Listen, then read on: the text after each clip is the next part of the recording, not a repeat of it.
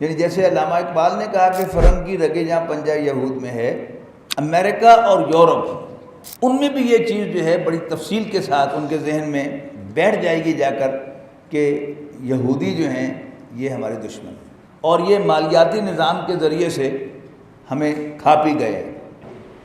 پھر اس کی اویئرنیس پیدا ہوگی، ویسٹ کے اندر اس کی اویئرنیس پیدا ہوگی جیسے اویئرنیس پیدا ہوئی جرمنی کے اندر۔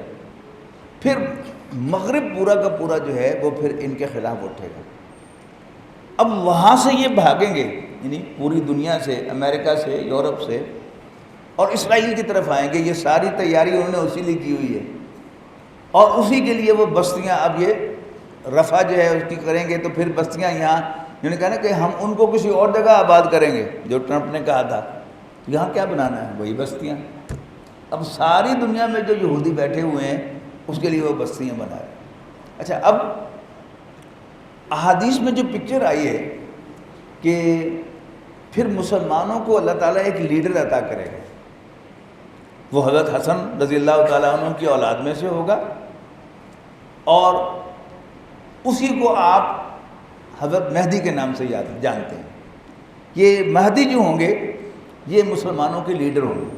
یعنی اس وقت کیا ہے، جو ابھی آپ نے پچھلے 8-10 دن کے اندر جو تماشا دیکھا ہے کہ ہمارے جو عرب حکمران ہیں، سعودی عرب ہو، قطر ہو، اور ابوظہبی، یہ سب دوسرے جو ہیں گلف کی جو امارات ہیں ان کے ہوں، یہ سب کیا ہیں، یہ پوری طرح سے بچھ گئے ہیں اپیرنٹلی ٹرمپ کے سامنے، لیکن حقیقتاً یہودیوں کے سامنے۔ وہ میں نے آپ کو وہ جان کی ریویلیشن سنائی تھی، جو حضرت عیسیٰ علیہ السلام کے حواریوں میں سے ہیں، کہ سمندر میں سے ایک بہت بڑا درندہ نمودار ہوگا، نکلے گا، اس پر ایک فاحشہ عورت سوار ہوگی، اور ڈاکٹر اسرار احمد صاحب کی انٹرپریٹیشن یہ ہے کہ یہ سمندر میں سے برآمد ہونے والا درندہ امریکہ ہے، اور اس کے اوپر جو فاحشہ عورت سوار ہے وہ اسرائیل ہے۔